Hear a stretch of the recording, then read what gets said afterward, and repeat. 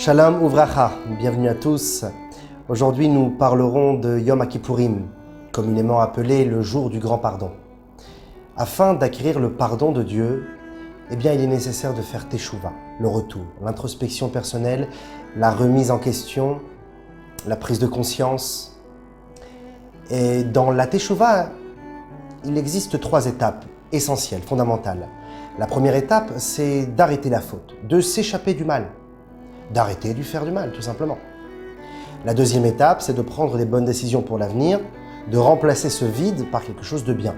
Puisque l'homme ne peut s'arrêter de faire des choses, il s'est arrêté de faire du mal, et bien maintenant il doit commencer à faire du bien. Enfin, troisième étape, c'est d'essayer de réparer le passé, de nettoyer ce qui a pu être fait, commis par cet homme dans le passé.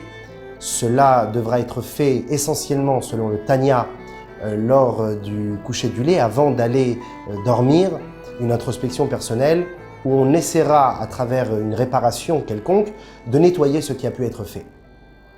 On peut donner à cela l'exemple suivant d'une personne qui a une carafe d'eau dans la main et essaye de servir son verre.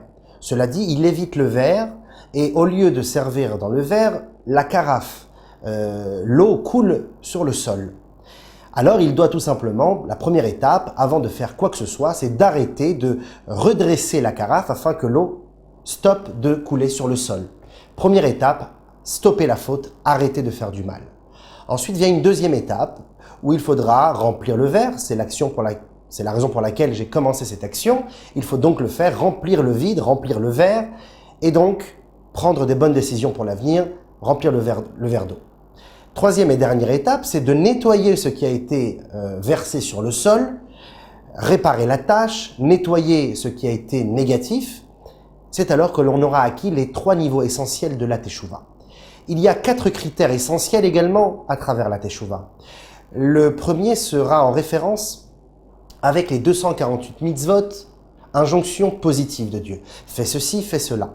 Si une personne n'a pas fait une mitzvah, une des 248 mitzvot, injonction positive de la Torah, alors il devra faire Teshuvah à travers ces 3 étapes que nous avons précédemment citées, et c'est alors qu'il sera pardonné de Dieu, la kapara complète.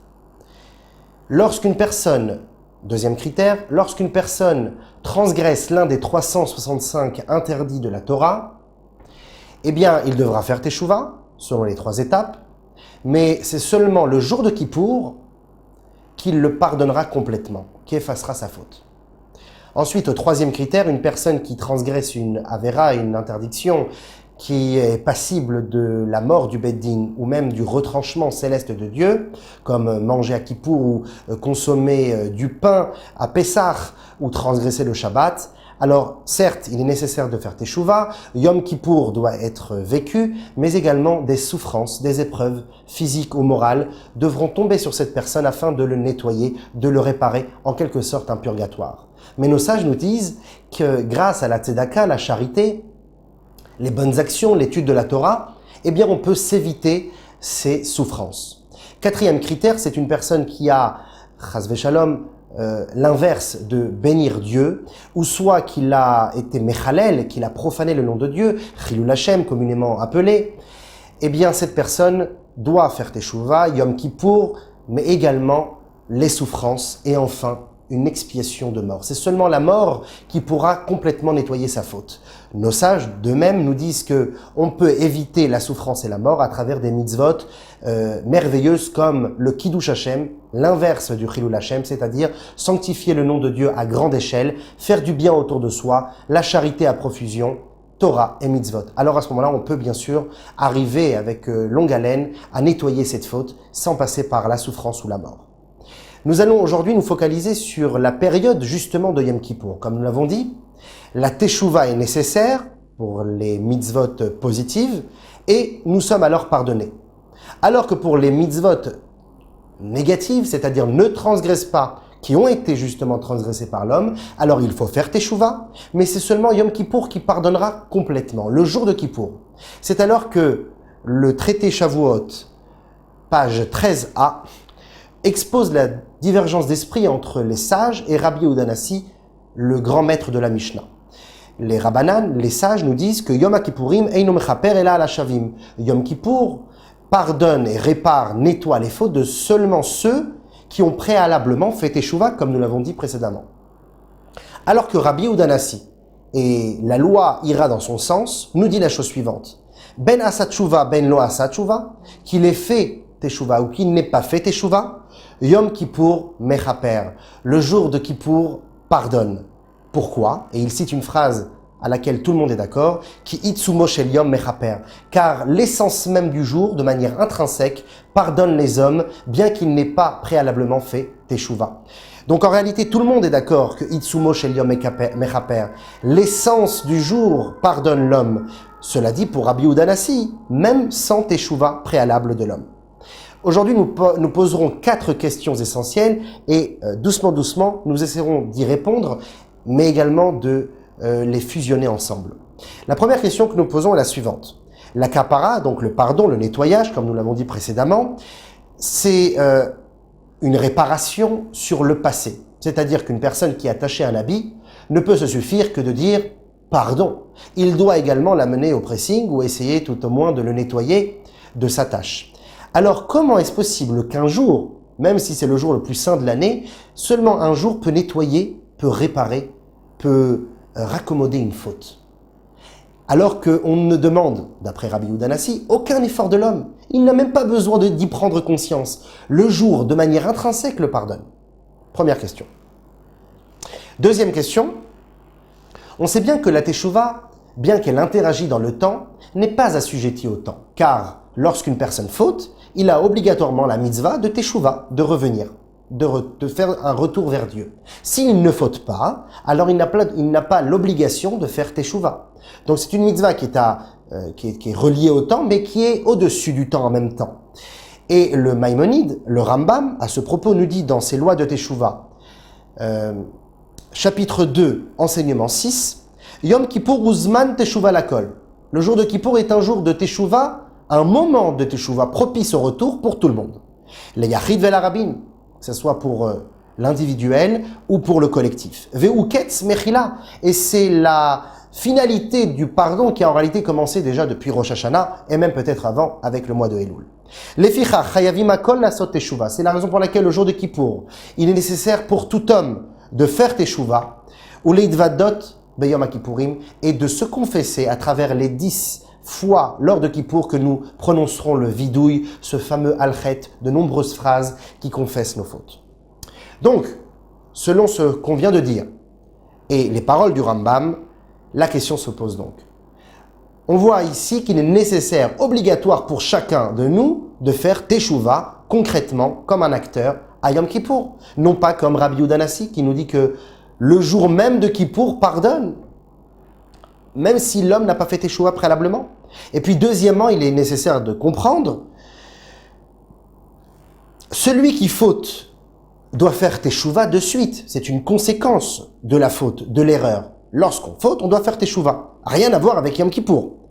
Mais celui qui ne faute pas, celui qui n'a pas fauté, qui vient propre le jour de Kippour devant Akadosh Baruch Hu, disons, théoriquement, pourquoi devrait-il faire teshuva à Kippour? Pourquoi, d'après le Rambam, Akol chayavim lasot teshuva? Tous sont obligés de faire teshuva ki zman teshuvahu, car c'est un moment de teshuva. Je n'ai pas fauté. Comme on l'a dit, la teshuva est assujettie, est reliée au temps. Le fait d'avoir fait une erreur nous amène à la teshuva. Alors pourquoi, si je n'ai pas fauté, je dois quand même faire teshuva à Yom Kippour? Deuxième question. Troisième question. Dans le Shulchan Aruch, le livre des lois, il est cité la chose suivante, que à Yom Kippour, les hommes ont pris l'habitude, peut-être même les femmes, de se vêtir de blanc afin de ressembler aux anges. Car à Yom Kippour, nous ne mangeons, nous ne buvons pas, nous ne portons pas de chaussures en cuir, nous nous détachons du matériel, tels des malachés acharés, des anges de service.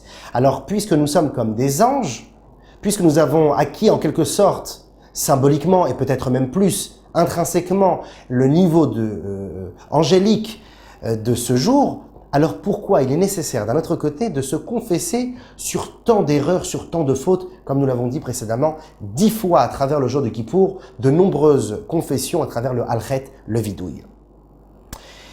Quatrième et dernière question, il est écrit dans la Gemara qu'il n'y avait pas de jour plus joyeux pour Israël que le 15 Av et le jour de Kippour. Nous ne parlerons pas aujourd'hui du 15 Av. Je vous invite à voir le cours du 15 Av que vous pouvez rechercher dans notre barre de recherche sur le site. En tout cas, pour le jour de Kippour, eh bien, le Talmud nous raconte que cela ne se passait pas comme aujourd'hui. Aujourd'hui, depuis que nous n'avons plus le temple, alors nous prions et nous passons des heures à la synagogue. Alors qu'à l'époque, au moment du temple, les prières n'étaient pas encore instituées, même les korbanot, les sacrifices qui étaient apportés par les propriétaires, les enfants d'Israël, étaient mis en œuvre seulement par les Kohanim, donc nous ne pratiquons presque rien. Nous étions plutôt passifs. Alors que nos sages nous disent que le jour de Kippour, les jeunes gens, les jeunes filles sortaient dans les champs pour se proposer en mariage à des jeunes hommes dans une grande joie. Les plus âgés lisaient des Tehillim ou étudiaient la Torah, et les hommes d'affaires s'occupaient de leurs affaires en surveillant leurs champs.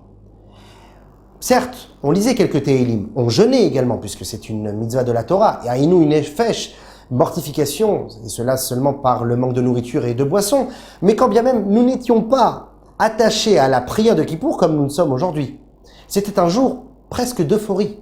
Alors comment pouvons-nous consolider cela? Comment cela intervient-il dans la Kedusha, la sainteté extraordinaire qui dépasse l'entendement de ce jour? Ce jour si solennel, si profond, si sérieux, avec la joie qui était vécue par les Juifs d'antan. Pour répondre à la première question, qui je rappelle est la suivante, nous avons demandé comment est-ce possible que seulement un jour puisse nettoyer une faute? Il faut l'action de l'homme. Rabbi Yehuda Hanassi nous dit que le jour lui-même pardonne et qu'il n'y a pas le besoin d'une interaction de l'homme préalable. Comment est-ce possible que ce jour, de manière intrinsèque, pardonne l'homme? Eh bien, pour répondre à cela, il est nécessaire de comprendre qu'il existe plusieurs liens avec Akadosh Baruch Hu. Le premier lien, nous l'appellerons le lien intellectuel ou émotionnel, qui est le fruit de l'étude de la Torah et de la pratique des mitzvot. Il y a un autre lien, un deuxième lien, c'est celui lorsqu'une personne s'est détachée de Dieu et qui n'a pas pratiqué Torah et mitzvot comme il le fallait, mais qui sent qu'il reste profondément attaché à Dieu, car un juif ne veut et ne peut se détacher d'Akadosh Baruch Hu. C'est biologique. Alors intervient le niveau de Teshuvah. Cette fameuse phrase du Talmud, Afalpi shechata Israël, ou bien qu'il ait fauté, il reste quand bien même un juif. Donc le niveau de retour s'éveille en lui. Nous nommerons ce niveau le niveau de la Neshama, l'âme. Et enfin, le troisième niveau, c'est celui qui nous dit que la Teshuvah, quand bien même, reste limitée. Car même si nous revenons vers Dieu, même si nous pratiquions Torah et Mitzvot comme il se doit, nous resterons encore très loin peut-être du compte. Car nous sommes si loin, de manière spirituelle, de la divinité. Alors c'est la raison pour laquelle se réveille en nous un niveau qui est au-delà des niveaux, au-delà de toute dépendance. Ce niveau se nomme dans la Kabbalah le Ha'etzem HaNeshama, l'essence de l'âme. Ce niveau ne dépend pas de nos fautes, il est intouchable. Et il se révèle justement à Yom Kippour. C'est la raison pour laquelle Yom Kippour, comme nous l'avons dit, Rabbi Yehuda Hanassi nous le dit, Itzumo shel Yom Mechaper, l'essence du jour pardonne parce que ce jour-ci réveille l'essence du juif, une essence qui est au-dessus de tout niveau, de toute dépendance, de faute ou de bonne action. Donc pour récapituler, 3 liens. Le premier lien intellectuel, le deuxième lien, un lien de l'âme, mais reflet de l'âme, puisque le juif possède le reflet de l'âme dans son corps, mais également relié à l'essence de l'âme qui dépasse son corps. Et cette essence de l'âme ne se réveille pas souvent. Il se réveille en effet à son summum, à son apogée, lors de la 5e prière de Kippour, au moment de la Neila, qui fera référence à au 5e niveau de la Neshama, de l'âme. Nefesh, Ruach, Chaya, Yechida. Nefesh, Neshama, Ruach, Chaya et Yechida. Le dernier niveau, Yechida, cette union parfaite avec Dieu, fera référence à l'essence, au Etzem. C'est pour cela que la Teshuvah, le véritable terme de la Teshuvah, c'est de pouvoir revenir à ce que nous sommes véritablement, au Etzem, à l'essence. Non pas de devenir quelqu'un d'autre, non pas de changer de chemin, mais de prendre le chemin qui a été le nôtre depuis le début, sauf qu'il était jusqu'alors caché. Tashuv, He, afin de faire revenir le He, le He du tétragramme divin, la lettre He qui nous constitue et qui constitue l'univers en nous pour l'éternité.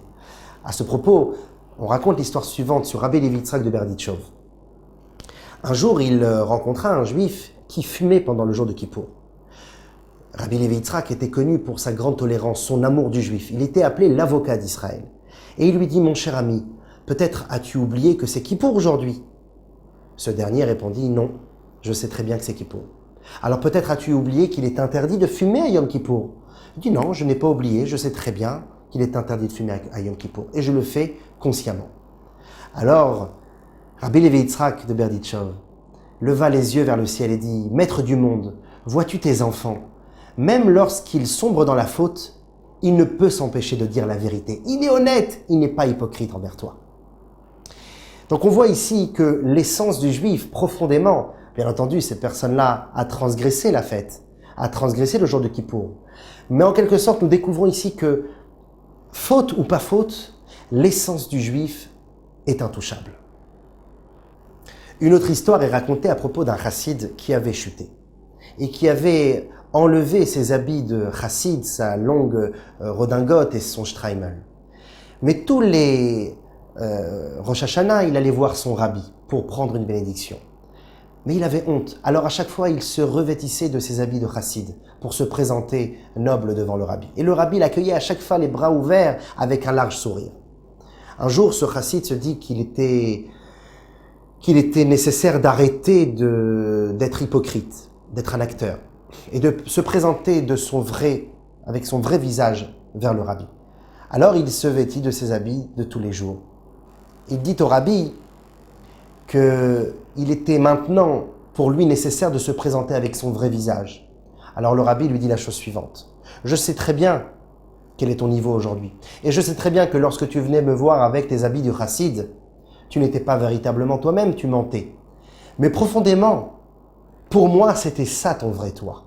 Et aujourd'hui, quand tu viens habillé de cette manière, ce n'est pas ton vrai toi-même. Tu te déguises. Tout le reste de l'année, je t'ai accueilli les bras ouverts parce que je t'accueillais tel que tu étais vraiment. Donc ça, c'est le Etzem, encore une fois, l'essence de l'âme. Pour répondre à la deuxième question, rappelons-le, la deuxième question était la suivante. Le Rambam nous dit que la Teshuvah est nécessaire pour tous. Akol chayavim, nous sommes tous obligés de faire Teshuvah, ki zman teshuvahu, car c'est un moment de Teshuvah, le jour de Kippour. Alors premièrement, comment comprendre l'avis de Rabbi Yehuda Hanassi, qui nous dit que l'essence même du jour pardonne. Et deuxièmement, soit il a fauté et il doit faire Teshuvah, soit il n'a pas fauté. Alors pourquoi il est nécessaire de faire Teshuvah à Kippour quand bien même? C'est alors que nous pouvons répondre grâce à ce que nous avons expliqué précédemment. La Teshuvah de Kippour n'a rien à voir avec la Teshuvah de l'année. Dans l'année, celui qui faute fait Teshuvah. Et celui qui ne faute pas n'est pas chayav, n'est pas obligé de faire Teshuvah. Alors qu'à Yom Kippour, le jour de Kippour, à Kol Chayavim, nous avons tous l'obligation, car le Etzem du jour, l'essence du jour, porte la dimension de Teshuvah, au-delà de la faute, au-delà de ce que nous avons pu faire ou non, qu'on ait fauté ou pas. Alors c'est vrai que s'il a fauté, Yom Kippour l'aidera, et s'il n'a pas fauté, alors à ce moment-là, quand bien même il doit être acteur, alors que doit-il faire? Eh bien il doit arriver à un niveau de Teshuvah qui encore est plus haut que la Teshuvah sur les fautes. Peut-être faire Teshuvah sur ses bonnes actions, sur ses bonnes pensées, et d'essayer de les renforcer, de les embellir, de les amener à un niveau encore plus haut que celui que nous avions acquis précédemment. Ceci est également une forme de Teshuvah. C'est la raison pour laquelle le Rambam, le Maïmonide, nous dit également dans ses lois de Teshuvah. Celui qui fait Teshuvah qui est déjà en train de réparer ses fautes de l'année passée et qui arrive donc à Yom Kippour, il doit quand bien même confesser ses fautes, bien qu'il est en train de les réparer, dans le vidouille au moment de la confession de Kippour. Pourquoi? Car ma faute se trouve toujours devant moi. Il n'y a pas de niveau que je ne peux pas atteindre. Je dois toujours monter d'échelon. Et cela, même les tzadikim gmurim. C'est la raison pour laquelle Kohelet nous dit En tzadik ba'aretz asher ya'aseh tov velo yecheta. Il n'y a pas d'homme juste sur terre qui fait le bien et qui ne peut pas fauter. C'est la raison pour laquelle le Rambam, quand il nous précise sa phrase dans les lois de Teshuvah, il nous dit « Akol chayavim », nous sommes tous obligés. Oui, c'est vrai. Mais avant cela, qu'est-ce qu'il nous précise? Il nous dit « Yom Kippour ou Zman Teshuvah ». C'est un moment de teshuva pour tous. Même si nous n'avons pas tous le niveau de teshuva, certaines teshuva pour certaines personnes sera pour nous une teshuva sur des fautes, alors que pour d'autres, nous dirons ici, mais tes fautes, c'est des mitzvot pour moi. Nous n'avons rien à voir, toi et moi. Eh bien, quand bien même la teshuva est égale pour tous, même pour ceux qui n'ont pas fauté. Parce que chez eux aussi, il y a un niveau de teshuva. Une teshuva plus subtile, une teshuva beaucoup plus profonde. Car chacun possède le jour de Kippour la dimension de teshuva. Pour répondre à la troisième question, je rappelle rapidement, nous avons dit que nous nous habillons de blanc le jour de Kippour pour ressembler à des anges. Mais d'un autre côté, nous nous confessions. Donc, sommes-nous des anges ou sommes-nous des fauteurs? Eh bien, cela répondra également grâce à ce que nous avons appris. Pendant les 10 jours de Teshuvah qui précèdent Kippour, et même le mois de Elul, ce mois de Teshuvah, eh bien, il a déjà été fait par l'homme une Teshuvah, et maintenant il est presque propre. Il devient comme un ange. Il arrive le jour de Kippour, et il est propre, tel un ange céleste. Mais l'ange a également conscience de tout, des niveaux les plus infimes de sa constitution spirituelle de l'homme. C'est alors que comme il est comme un ange et qu'il prend conscience de tout, il peut commencer à faire un vrai vidouille, une vraie confession. Car alors il ressent vraiment combien il est encore loin de Dieu. Alors, dans les 10 jours de Teshuvah et pendant le mois de Elul, il est encore au niveau du travail sur soi, de la prise de conscience, de l'effort. Et il n'a pas encore une vision panoramique des choses. Sa vision est saturée. Quand il arrive au jour de Kippour, eh bien, il prend conscience maintenant, puisqu'il est comme un ange, grâce à la Teshuvah qu'il a fait précédemment, il prend conscience maintenant comme un ange, combien est-il encore loin de Dieu. Et c'est pour ça qu'il doit encore monter d'échelon et arriver au Etzem, à l'essence, de niveau en niveau, comme les 5 plongeons dans le mikvé, le jour de Kippour, du grand prêtre, qui feront référence aux 5 prières de Kippour, comme nous l'avons dit précédemment, et bien sûr aux 5 niveaux de l'âme, d'échelon en échelon, sans s'arrêter jamais. Enfin, pour répondre à la dernière question, pourquoi c'était un jour si joyeux? Eh bien, comme nous raconte le Talmud, le Kohen attachait un fil écarlate, un fil rouge, sur la porte à l'entrée du Beth Amikdash, aux yeux de tous.